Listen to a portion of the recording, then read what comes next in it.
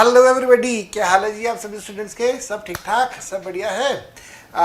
दिसंबर में एग्ज़ाम्स हैं और प्रिपरेशंस बहुत अच्छी चल रही होंगी उम्मीद करता हूँ।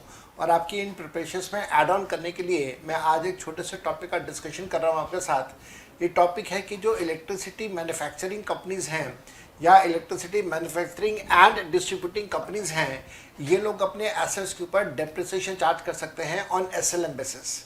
ये ऑप्शनल होता है, कंपलसरी नहीं होता।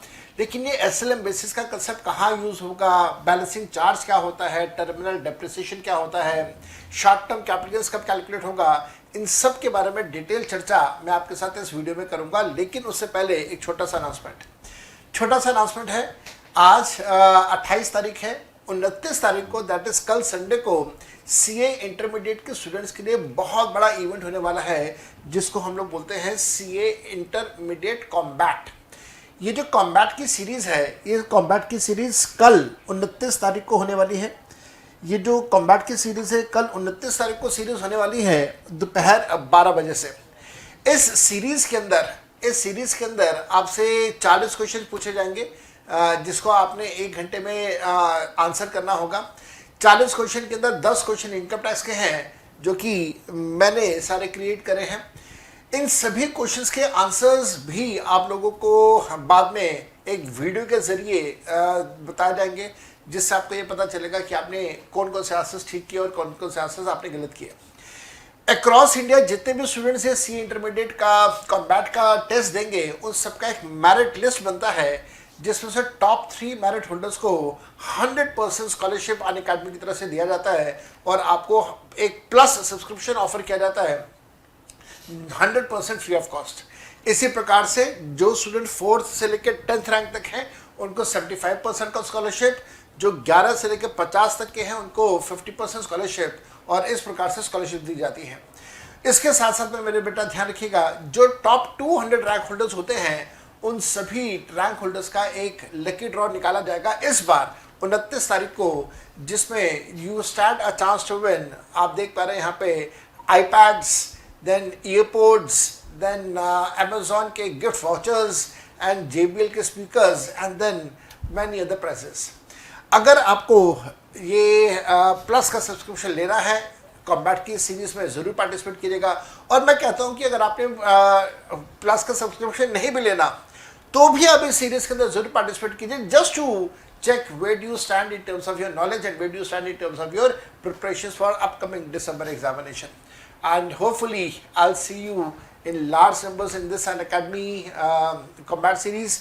इसके लिए एक इन्विटेशन कोड मेरा ध्यान रखिएगा। मेरा इन्विटेशन कोड आपको दिखाई दे रहा है, CA जोहर मेरा इन्विटेशन कोड है। इस इन्विटेशन कोड को ध्यान रखिएगा। इस इन्विटेशन कोड को यूज़ करके you start doing your test. और मेरे बेटा, अब मैं आपके साथ यहाँ पे इलेक्ट्रिसिटी कंपनीज का डेप्रिसिएशन का कंसेप्ट स्टार्ट कर रहा हूँ, and here is the video clipping for you. So this is depreciation in case of units का मतलब होता है factories, establishments, units in the business of units in the business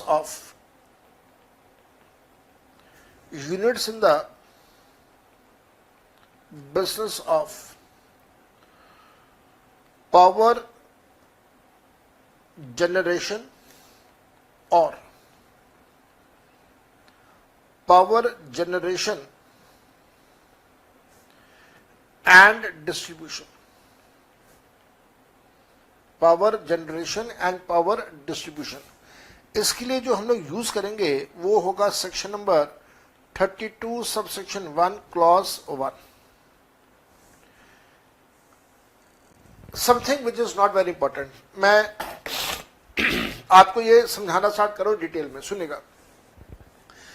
कई बार आपने रोड्स के ऊपर, हाईवेज के ऊपर देखा होगा, रोड्स और हाईवेज के ऊपर कई बार आपने देखा होगा बिजली के बहुत बड़े बड़े पोल ऐसे खड़े होते हैं। खासतौर पे हाईवेज के ऊपर आपने बहुत देखा होगा। ठीक, ये सारे के सारे जो इलेक्ट्रिसिटी पोल्स हैं, ये वायर्स के साथ कनेक्टेड होते हैं और ये वायर्स बेसिकली एक प्लांट से आ रहे होते हैं और एक दूसरी तरफ तक जा रही होती है ये वायर्स। ठीक, ये प्लांट कौन सा होगा, ध्यान से देखिएगा, ये प्लांट होगा जहां पे बिजली बनाई जाती है।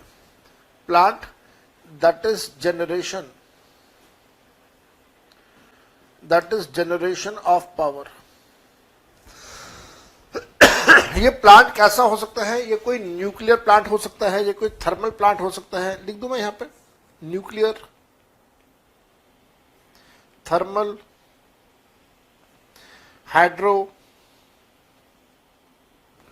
Nuclear plant, thermal plant, hydro plant. आजकल तो इलेक्ट्रिसिटी विंड एनर्जी से भी बनती है और इस प्रकार से और बहुत सारे केसेस।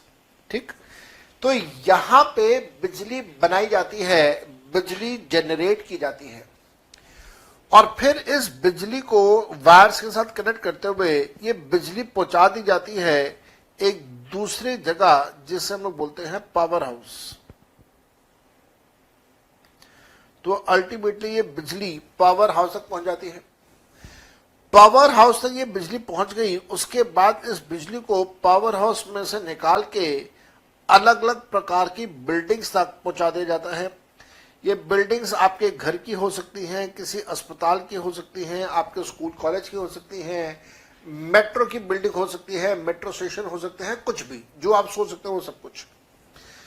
मेरे बेटे, ये जो प्रोसेस है इससे हम लोग बोलते हैं बिजली बनाना, दैट इज जनरेशन। बिजली बनाना, प्रोड्यूस करना। जब बिजली को एक जगह से दूसरी जगह पे लेके जाया जाता है वायर्स के थ्रू, तो इसे हम लोग बोलते हैं transmission, that is called transmission. और बिजली एक बार पावर हाउस तक पहुंच गई तो उसके बाद जब उसे बिल्डिंग्स तक पहुंचा दिया जाता है तो इसे कहा जाता है डिस्ट्रीब्यूशन। तो ध्यान देना, अब जो हम लोग टॉपिक कर रहे हैं ये टॉपिक किसके लिए इंपॉर्टेंट है, किसके लिए रेलेवेंट है, ध्यान से पढ़िए।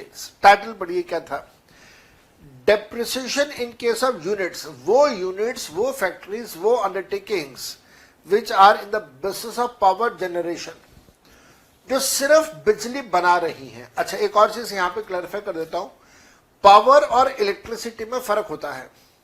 इलेक्ट्रिसिटी जनरली लो वॉट की होती है और जो पावर है वो जनरली हाई वॉट की होती है। पावर हम लोग अपने घरों पे भी इस्तेमाल करते हैं हैवी इलेक्ट्रिकल अप्लायंसेस चलाने के लिए, जैसे वो पानी की जो बूस्टर मशीन होती है, बूस्टर पंप, उसके बारे में बात कर रहे हैं, फ्रिज के बारे में बात कर रहे हैं, एंड सो ऑन। साथ साथ में पावर हम लोग यूज करते हैं फैक्ट्रीज में, जहां पे हाई वोल्टेज चाहिए होती है, हाई मशीनरीज के लिए। तो पावर जनरेशन का काम हो, जनरेशन का मतलब बनाना, जैसे आपने नाम सुना होगा एक कंपनी का NTPC, national thermal power corporation. इस कंपनी का काम सिर्फ बिजली बनाने का है। दूसरा है पावर जनरेशन और डिस्ट्रीब्यूशन। तो पावर बनाना भी है, बिजली बनानी भी है, फिर डिस्ट्रीब्यूट भी करना है। आपने नाम सुना होगा टाटा पावर का। मैं दिल्ली में रहता हूं, दिल्ली में टाटा पावर का डिस्ट्रीब्यूशन नेटवर्क है जहां पे मैं रहता हूं दिल्ली में। तो यहां पे टाटा वाले इलेक्ट्रिसिटी डिस्ट्रीब्यूट कर रहे हैं। और अगर उनका काम है पावर बनाना, जनरेट करना और जनरेट करने के बाद डिस्ट्रीब्यूट करना, तो उनको भी इस सेक्शन का बेनिफिट है। जो सिर्फ जनरेशन का काम करें उनको भी इसका बेनिफिट है। लेकिन अगर कोई ऑर्गेनाइजेशन, कोई कंपनी सिर्फ डिस्ट्रीब्यूशन कर रही है या सिर्फ वो ट्रांसमिशन कर रही है तो उनको इस सेक्शन का बेनिफिट नहीं दिया जाएगा। तो जनरेशन क्या है, डिस्ट्रीब्यूशन क्या है, वो सारी बातें मैंने आपको यहां पे बता दी है। अब जरा बात को ध्यान से लिखिएगा। If SSC has business of generation of power, if SSC has a business of generation of power or generation and distribution of power, generation of power हो या generation and distribution of power हो, then such SSC has option to charge depreciation either on SLM basis or on WDV basis। तो आप इसे point number 1 बना दीजिए, point number 1। और अब आप आएंगे पॉइंट नंबर 2 पे। ध्यान देना, एक ऐसा एसएससी जो बिजली बनाने का काम कर रहा है या बिजली बनाने के साथ में बांटने का, डिस्ट्रीब्यूशन का काम कर रहा है, उस एसएससी को ऑप्शन दे दिया, याद रखना ऑप्शन वर्ड है, ऑप्शन दे दिया, उन अपनी मर्जी अनुसार वो डेप्रिसिएशन चार्ज कर सकते हैं या तो एसएलएम बेसिस पे या वो चार्ज कर सकते हैं डब्ल्यूडीवी बेसिस पे, आइदर ऑन एसएलएम बेसिस और ऑन डब्ल्यूडीवी बेसिस। ये हो गया पॉइंट नंबर 1। पॉइंट नंबर 2 पे आ रहे हैं। Option has to be exercised, option has to be exercised while filing ITR of the first year, ITR of the first year since purchase of asset। जब आपने asset को खरीदा, और obviously बात है खरीदने का मतलब यहां पे पुट टू यूज भी है, आपने एसेट को खरीदा और आपने एसेट को पुट टू यूज किया, उसके बाद जब आप अपनी पहली आईटीआर सबमिट करेंगे तब आपके पास ऑप्शन है उस आईटीआर में मेंशन कर देना कि आप डब्ल्यूडीवी चार्ज करना चाहते हैं या एसएलएम चार्ज करना चाहते हैं, दो में से कोई एक चीज। साथ साथ में लिखिएगा option once exercised, option once chosen can not be withdrawn, cannot be withdrawn। Point number 3, if SSC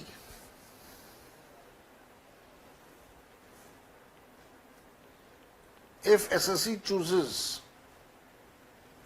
अगर कोई एसएससी है जो चूज कर रहा है, if SSC chooses WDV method, अगर कोई एसएससी है जो WDV मेथड फॉलो कर रहा है, चूज कर रहा है, if SSC chooses WDV method, then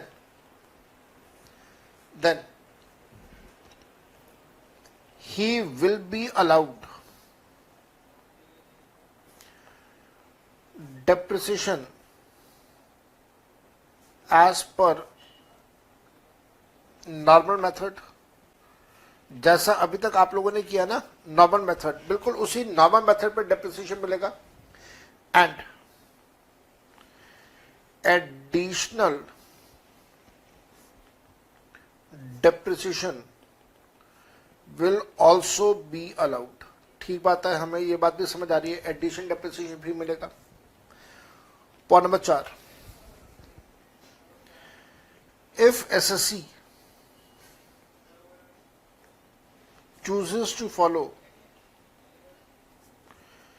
SLM method, then point number A, special rate of depreciation, special rates of depreciation will be used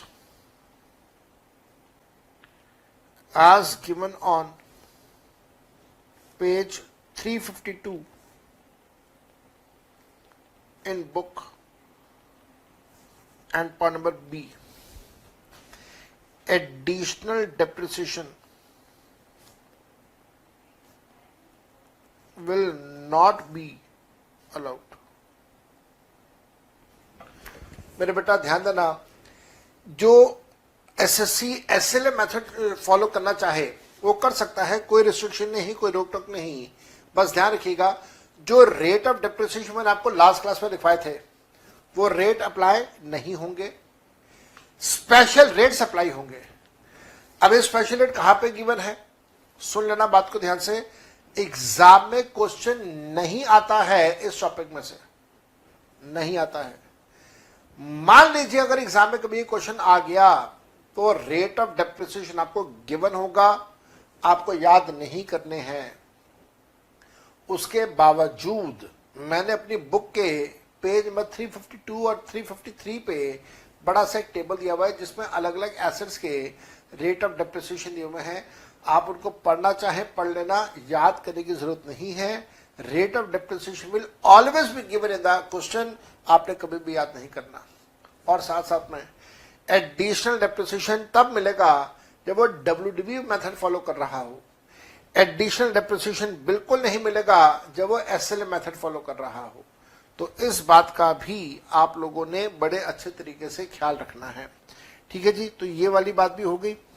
ठीक, अब आप कितने पॉइंट लिख चुके हैं? 4।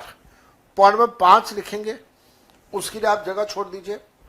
और पॉइंट नंबर 5 के बाद आपने एक और पॉइंट लिखना है, पॉइंट नंबर 6, आप उसके लिए भी जगह छोड़ दीजिए। आपके मन में आ रहा होगा सर कितनी जगह छोड़ दूं, तो मैं बोलूंगा कि भाई आप लगभग आधा पेज की जगह छोड़ दीजिए, leave around half an page, और उसके बाद लिखना स्टार्ट करेंगे। मेरे साथ साथ में लिखेंगे। J Limited is a company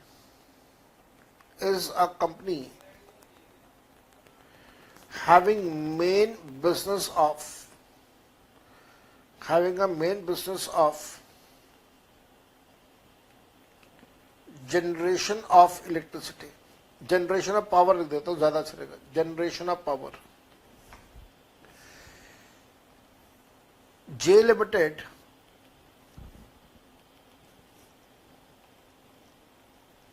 Limited purchased a machine on 1st January 2017 for 85 lakhs on which it charges SLM depreciation at the rate of 7.84%। अब ये 7.84% कैसे आया? ये 7.84% मैंने नहीं चूज किया, डिसाइड किया। ये 7.84% ऑलरेडी हमारे कानून के अंदर गिवन है। So it charges depreciation on SLM basis, depreciation at 7.84%। J Limited sells this machine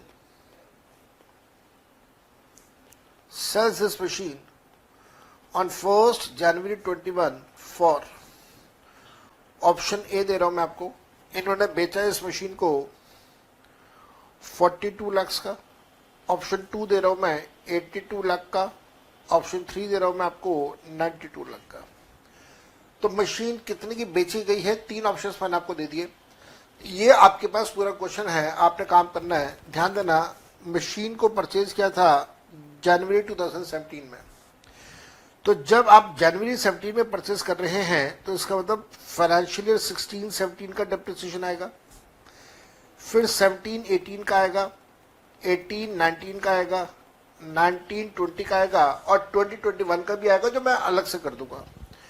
तो 4 साल का आपने डेप्रिसिएशन कैलकुलेशन करना है।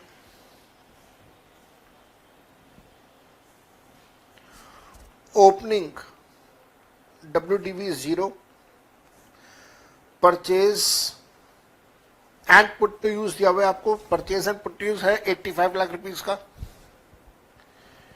85 लाख रुपीस का। सोल्ड इस साल नहीं बेचा तो 0 आ गया। Closing WDV 85 lakhs। Depreciation on SLM basis, आप SLM पे डेप्रिसिएशन चार्ज करेंगे। 85 लाख का 7.84%, 7.84 परसेंटेज इज 666,400. उसका आधा, क्योंकि put to use is for less than 182 days, तो दिस इज 333,200. लेस कर दे 85 लाख रुपीज में से, तो this will be now opening of next year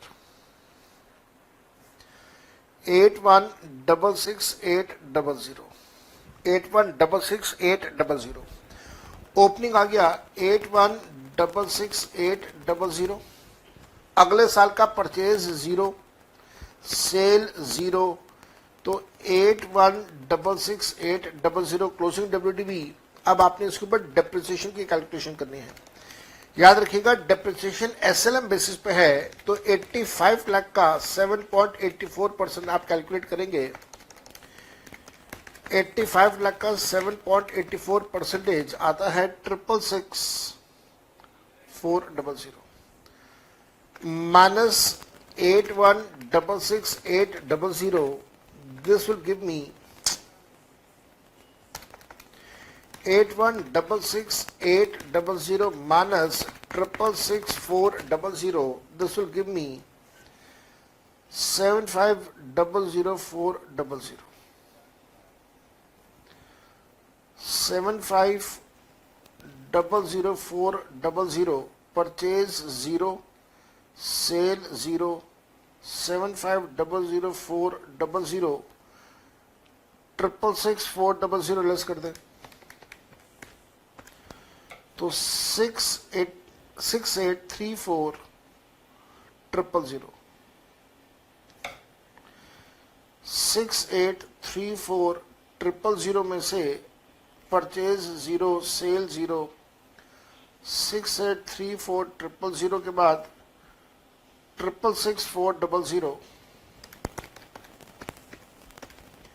तो ये आ गया 61,676,000. ठीक है जी, मेरे ख्याल से कोई दिक्कत नहीं होनी चाहिए. 1920 तक आपने डेप्रिसिएशन लगा दिया. SLM बेसिस है, इस बात का आपको ध्यान रखना है. SLM बेसिस है, इस वजह से डेप्रिसिएशन का रेट हर साल आपका सेम रहेगा. अब इसके बाद एग्जामिनर कहता है 1920 के बाद 2021 में इसको बेच दिया. तो 2021 में आपके पास तीन ऑप्शंस हैं. 2021 में आपके पास तीन ऑप्शंस हैं और तीन ऑप्शन में आपने बेचा है. कितने कितने का बेचा है वो भी देखते हैं. तीन ऑप्शंस आपके पास आ रहे हैं, option A, option B, option C. Opening value जो 1920 का क्लोजिंग वो इस साल का ओपनिंग बनेगा 61,67,600, 61,67,600, 61,67,600, 61,67,600. परचेज 0, 0, 0. सेल्स, हाँ अब ध्यान से करना. सेल्स आपको दिया हुआ है, पहले केस में बेचा है 42 लाख रुपीस का. बेचा कितने का? 42 का. तो यहां पे आप शो करेंगे 42 लाख. याद रखना ब्लॉक के अंदर एक मशीन है, आपने उस एक मशीन को बेच दिया तो closing value of the block will become 0 because now the block becomes empty. एक मशीन, उस एक मशीन को बेच दिया, block is empty, the closing value will become 0. Depreciation will become 0.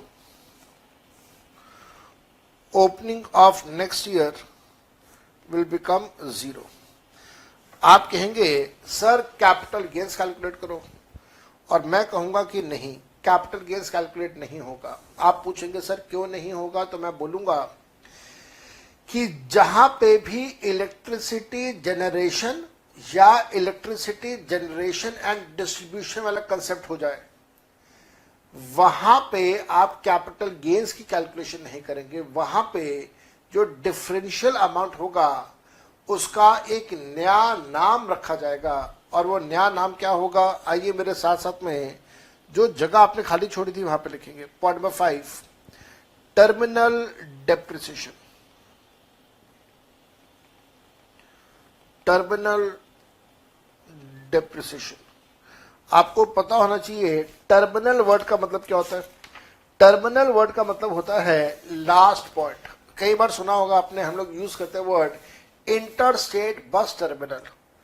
तो terminal that is last point, bus का वो last point terminal.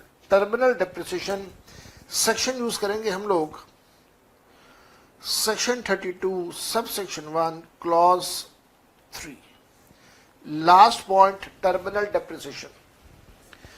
If SSC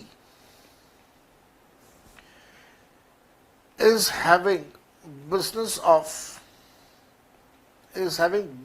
of generation of power or generation and distribution of power,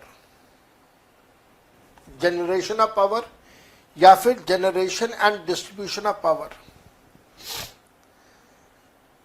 and it follows SLM method of depreciation, then in case of loss it will not be regarded as capital loss, but it will be regarded as business loss and will be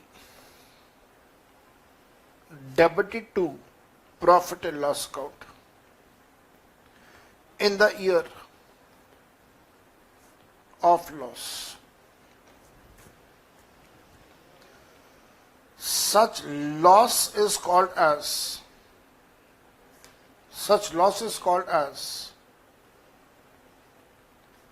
terminal depreciation. तो मैंने आपको सब कुछ लिखवाया, अच्छे तरीके से लिखवाया कि जब कभी भी लॉस होगा तो आप उस लॉस को कैपिटल लॉस का नाम नहीं देंगे, आप उस लॉस को नाम देंगे एज टर्मिनल डेप्रिसिएशन। तो यहां पे हमारे पास आ गया टर्मिनल डेप्रिसिएशन। टर्मिनल डेप्रिसिएशन का पैसा आप प्रॉफिट एंड लॉस अकाउंट में डेबिट करेंगे। कौन सी ईयर में? उस ईयर में डेबिट करेंगे जिस ईयर में आपका लॉस हुआ। हमारे इस एग्जाम्पल में लॉस कौन सी ईयर में हुआ? 2021 में हुआ। तो 2021 में आप प्रॉफिट एंड लॉस अकाउंट बनाएंगे और प्रॉफिट एंड लॉस अकाउंट के डेबिट साइड पे आप डेबिट कर देंगे, TD लिख रहा हूं शॉर्ट में, टर्मिनल डेप्रिसिएशन। कितने का नुकसान हुआ भाई? जितने का नुकसान हुआ वो यहां डेबिट कर देना। तो 61,67,600 61,67,600 माइनस 42 लाख, तो लॉस हुआ 19,67,600 का लॉस हुआ। आप वो loss profit and loss account में डेबिट कर दीजिएगा। नाम क्या रखेंगे आप इसके लॉस का? इस लॉस का नाम होगा टर्मिनल डेप्रिसिएशन। सो ये टर्मिनल डेप्रिसिएशन है, आपने इसे प्रॉफिट एंड लॉस अकाउंट में डेबिट कर दिया TD। कौन सी ईयर में डेबिट? जिस ईयर में लॉस हुआ। ठीक है, अब आप दूसरे केस में आइए। दूसरे केस में देखिएगा बेचा कितने का है? दूसरे केस में बेचा है 82 लाख रुपीस का। तो यहां पे आप 82 लाख रुपीस लिखेंगे।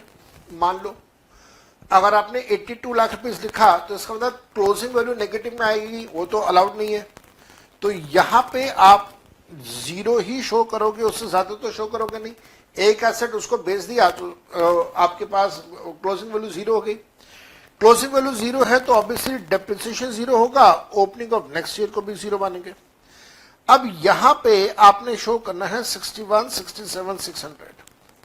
मेरे बच्चे ध्यान रखना, जिसकी कीमत 61,67,600 है उसको बेचा आपने 82 लाख रुपीस का।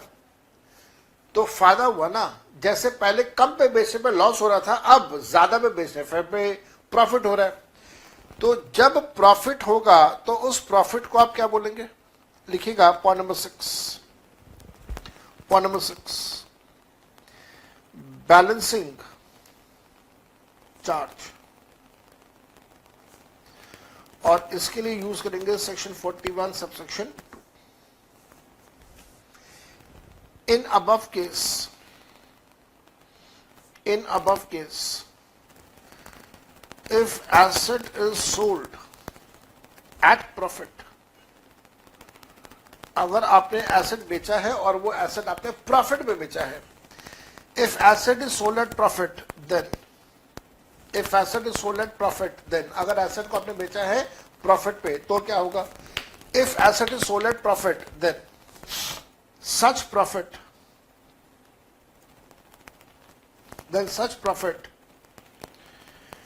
will be credited to profit and loss account and will be taxed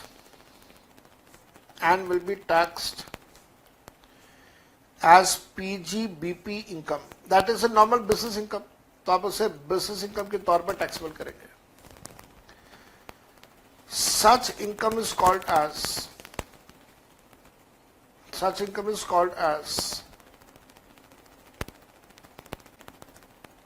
balancing charge। Continue करके लिखिएगा, balancing charge is always lower of. जो बैलेंसिंग चार्ज होगा वो बैलेंसिंग चार्ज हमेशा लोअर होगा। किस किस का lower, point A actual profit, asset को बेचने में जो भी प्रॉफिट हुआ वो actual profit, and point B accumulated depreciation of asset charged till the start of year of sale of asset। अब जरा बात को समझते हैं, अच्छे से समझते हैं। हमारे इस एग्जाम्पल की बात करते हैं, जो एग्जाम्पल अभी हम लोग कर रहे हैं उसकी बात करते हैं। हमारा प्रॉफिट कितने का है, बेचा है 82 लाख रुपीस का, तो 82 लाख माइनस 67,600, प्रॉफिट हुआ है 20,32,400 का। ऊपर लिखते हैं। तो प्रॉफिट कितने का है हमारे पास। अच्छा एक काम करते हैं, ऊपर क्यों लिखेंगे, यहीं पे नीचे लिखेंगे। तो ये सेकेंड ईयर जो है, इस सेकेंड ईयर की कैलकुलेशन कर रहे हैं। Balancing charge is lower of point A profit, तो प्रॉफिट है 20,32400, and point B accumulated depreciation.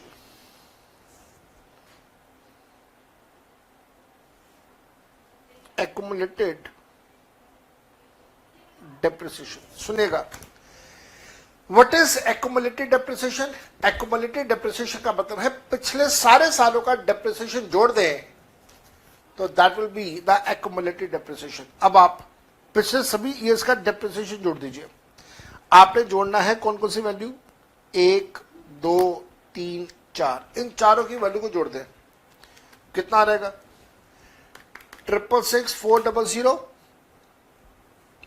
Multiply by 3 plus 333,200, तो ये आया 233,2400। तो एक्युमुलेटेड प्रॉफिट का फिगर आया 233,2400। इन दोनों में से लोअर अमाउंट कितना है, लोअर अमाउंट है 203,2400।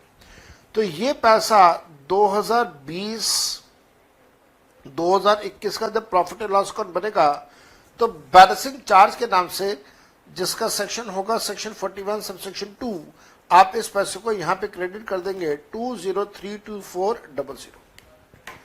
तो बैलेंसिंग चार्ज आपको समझ आ गया।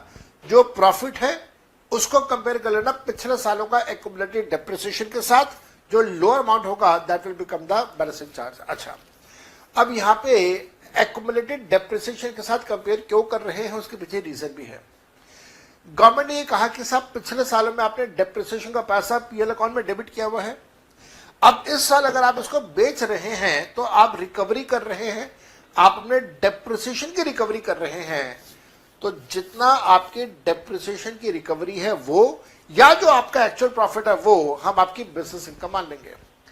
लेकिन अब आएगा और मजा, ये आएगा पॉइंट नंबर 7 और लास्ट पॉइंट होगा point number 7, section 50A, profit exceeding amount of balancing charge. जो भी प्रॉफिट बैलेंसिंग चार्ज के बाद एक्स्ट्रा आ रहा है, exceeding balancing charge, will be called as short term capital gain. तो बैलेंसिंग चार्ज तक का प्रॉफिट तो ठीक है, अगर बैलेंसिंग चार्ज के बाद और एक्स्ट्रा प्रॉफिट आया तो उस एक्स्ट्रा प्रॉफिट को हम लोग क्या नाम दे देंगे, शॉर्ट टर्म कैपिटल गेन्स। कैसे होगा, सिचुएशन 3 में जाएंगे। सिचुएशन 3 में आपको जो प्रॉफिट गिवन है, आपका जो सेल प्राइस गिवन है वो है 92 लाख रुपीस का। तो इसका मतलब यहां पे अगेन मेरे पास आएगा 616760, यहां पे भी 0, यहां पे भी 0, यहां पे भी 0, सब जगह 0। लेकिन अब सिचुएशन 3 पे जाएंगे। सिचुएशन 3 पे बैलेंसिंग चार्ज कितना होगा, balancing charge will be lower किसका, जो हमारे पास एक्चुअल प्रॉफिट है।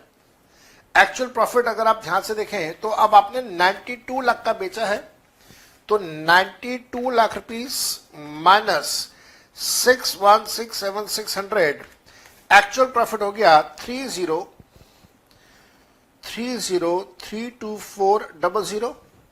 और बी पॉइंट पे आ रहे हैं, बी पॉइंट पे आता है हमारे पास accumulated depreciation. What is accumulated depreciation given to us? This is 2332400। तो 23,32,400 दोनों का लोअर आता है, तो बैलेंसिंग चार्ज कितना होगा, balancing charge is equal to 23,32,400। अच्छा, टोटल प्रॉफिट तो इतना नहीं है, टोटल प्रॉफिट तो इससे ज्यादा है, तो जो अब एक्सेस प्रॉफिट है आप उसको बोलेंगे short term capital gain under section 50A। तो टोटल प्रॉफिट में से बैलेंसिंग चार्ज का अमाउंट हटा दो। टोटल प्रॉफिट था 30,32,400, उसमें से बैलेंसिंग चार्ज का अमाउंट है 23,32,400। तो हमारे पास जो शॉर्ट टर्म कैपिटल गेन्स आया वो शॉर्ट टर्म कैपिटल गेन्स आ गया 7 लाख रुपए का, 7 लाख रुपीज का। इसको करने का एक दूसरा तरीका भी दे देता हूं, बड़ा आसान है, बहुत ही आसान है। अगर आप सेंसिबली देखें तो आपने मशीन को खरीदा कितने का था, आपने मशीन को खरीदा था 85 का, आपने बेचा कितने का है 92 का। 85 और 92 के बीच में डिफरेंस कितने का है 7 लाख रुपए का। तो कॉस्ट से ज्यादा आपको कितना मिला, कॉस्ट से ज्यादा आपको मिला 7 लाख रुपीस, वो 7 लाख रुपए आपके लिए बन गया शॉर्ट टर्म कैपिटल गेन, जैसे यहां पे ऊपर दिया हुआ है। और बाकी का जो पैसा है प्रॉफिट का, वो प्रॉफिट का बाकी का पैसा बन गया आपका बैलेंसिंग चार्ज। मेरे को नहीं लगता कि आपको इसके अंदर किसी भी प्रकार का कोई डाउट, कोई दिक्कत रही होगी। आराम से आपने इसे मैनेज कर लिया है, should not be a big issue. Last topic जो आज की क्लास का मैं आपको करवाना चाहता हूं वो है टॉपिक हमारे पास अनएब्सॉर्ब्ड डेप्रिसिएशन।